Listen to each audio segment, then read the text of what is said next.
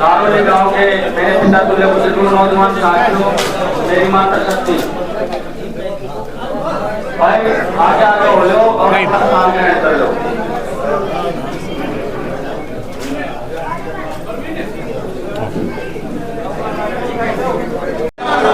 करके सुनने में बहुत ही मजा आएगा और आप गांव की तरफ से और साहब मदद शर्मा जी अभिमान करके स्वागत करेंगे। चेतन जी, मुख्तार बाबू जी आ जाओ एक बार। मदद शर्मा जी,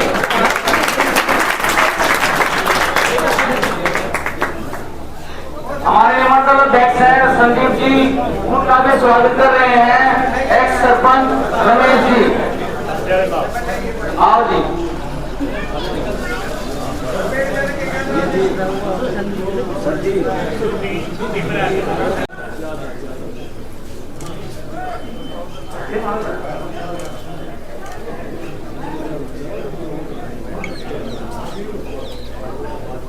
भाई नरेंद्र जी,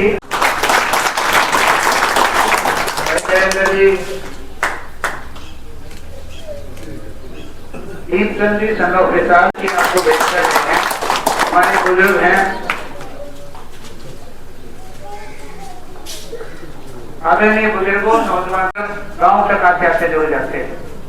और आज भी अपना कार्यक्रम जो था पहला कार्यक्रम था, लेकिन इससे पहले आज कार्यक्रम और करके क्योंकि जहां से ले आए हैं वहीं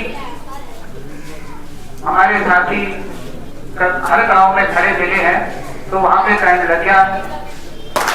समय का अभाव काफी है और हम ज्यादा वर्तन न करते हुए माननीय श्री ओम प्रकाश धनखड़ जी को ग्राम धारोली की तरफ से पूरे समस्त दिल से ये आशाएं लेकर के यहाँ बीसी चौपाल के अंदर हम एकत्रित हुए हैं और उन आशाओं को जागृत करने का एक संकल्प हम अपने दिल में संजोए बैठे हैं।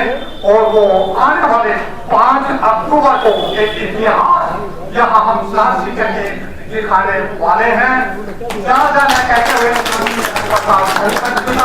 मैं एक बार पुनः तहे दिल से हार्दिक अभिनंदन करते हुए मैं अपना स्थान ग्रहण करूंगा और आने वाला दूसरा और प्रिय माननीय अंकल रणजीत सिंह जी अब आपके सामने कुछ विचार रखेंगे, तो मैं उनसे रिक्वेस्ट प्रार्थना है एक बार 2 शब्द अपने वो भी जनता के लिए रखें। का वादा किया है, उसमें 300 यूनिट बिजली फ्री का वादा है, क्या कहेंगे? मैंने देखा उन्होंने जो स्लोगन दिया है 7 वादे पक्के इरादे, क्योंकि अब कांग्रेसियों पर लोग भरोसा नहीं करते, इसलिए उनको पक्के इरादे शब्द का इस्तेमाल करना पड़ा है। क्योंकि उनकी झूठ जो राजस्थान में थी, आपको वो राहुल गांधी जी के वीडियोस याद होंगे, 10 दिन में कर्जा माफ, 4000 लोगों ने सुसाइड किया। मध्य प्रदेश में भी उन्होंने ऐसे ही वादे किए थे, कर्नाटक के लोग भी इनको ढूंढ रहे हैं, हिमाचल में भी कुछ ऐसे ही वादे किए थे। जब इन लोगों ने इनके वादों पर विश्वास करना बंद कर दिया है, तो अब नया शब्द लाएं कि 7 वादे पक्के इरादे, तो मुझे लगता है इनका कोई भी भरोसा करेंगे नहीं। इस प्रकार की घोषणाएं इनकी हैं। अब ये कह रहे हैं 500 रुपये में सिलेंडर देंगे, 500 रुपये में सिलेंडर पहले ही दे रहे हैं हम, तो इनकी क्या ज़रूरत है उसके लिए आने की। जो बिजली यूनिट वाला विषय है, वो भारत के प्रधानमंत्री हर घर की छत पर जो है सोलर सिस्टम दे रहे हैं, और वो कह रहे हैं कि अगर आप उससे ज़्यादा बिजली बनाओगे तो आपको पैसे भी बचेंगे। हम देश के सोलर सिस्टम का एक हिस्सा बना रहे हैं उसको कि आपकी अगर बिजली ज़्यादा बनी आपके खर्चे से तो आपका पैसा भी आएगा और वो सब के लिए होगा। उसमें कोई सिस्टम की बात भी नहीं है कि भाई उसकी कितनी यूनिट है, कहाँ तक गया है, कितने तक फ्री हैं। उसका तो उतनी बिजली बनेगी, वो उसका मालिक है। अब हमारे बहुत सारे घरों पर आजकल सोलर सिस्टम है और हमारा बिल चाहे कितना आया हो, हमारे सोलर सिस्टम से जितनी बिजली बनती है उतने पैसे हमारे बिल में से कम हो जाते हैं। उसकी इस बात की कोई लिमिटेशन नहीं कि हम 300 तक हों। तो प्रधानमंत्री जी की योजना है वो उससे ज़्यादा बेटर है। रोज़गार का रिकॉर्ड हमने पहले भी कांग्रेस का देखा है और अभी आपने इस सरकार का भी देखा है। ये तो भर्ती रैंक रोको गैंग का हिस्सा बने हुए थे कि लोग लगना जाएं। इनके घर पर प्रदर्शन किया है युवाओं ने कि कैसे लोग लगना जाएं। जो बिना खर्ची पर्ची के नौकरियां देने का काम किया है, ये हमेशा उनमें रोड़ी अटकाते रहे। तो ये केवल और केवल बातें करने वाली पार्टी है।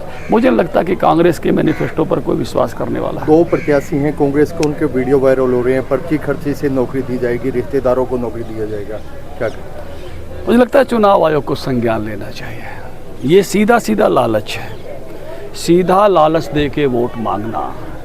और इस पर चुनाव आयोग ने, मेरा मानना यह है कि इनका जो है नॉमिनेशन रद्द करना चाहिए कि जो आदमी सीधा लालच दे के जो है वोट मांग रहा है तो वो उससे ज़्यादा मतलब जिसको बेईमानी कह सकते हैं, चुनाव में बेईमानी कह सकते हैं। आप छोटी छोटी सरकार के सारी जेन्युइन चीज़ों को बंद करा देते हो, आप फोटो तक ढक देते हो साहब कि उसका असर ना पड़े।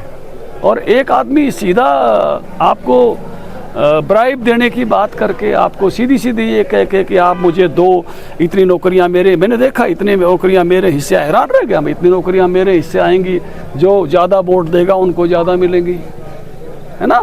ये इसका मतलब ये कि कांग्रेस को शायद वोट मिल नहीं रहा है, लेकिन वो सीधे सीधे जिस लेवल पर आए हैं, चुनाव आयोग ने इतिहास रचना चाहिए, ऐसे लोगों का नॉमिनेशन रद्द करना चाहिए कि ये अब कैंडिडेट नहीं है और खाली रहेगी उस पार्टी की ये सीट। भाजपा की मैनिफेस्टो कमेटी के आप चेयरमैन हैं, तो कब जारी हो रहा है? कल सुबह राष्ट्रीय अध्यक्ष जी का समय मांगा है, तो उनके समय की अवेलेबिलिटी के हिसाब से मुझे लगता है कल हम अपना घोषणा पत्र रोहतक में जारी करेंगे। ठीक है।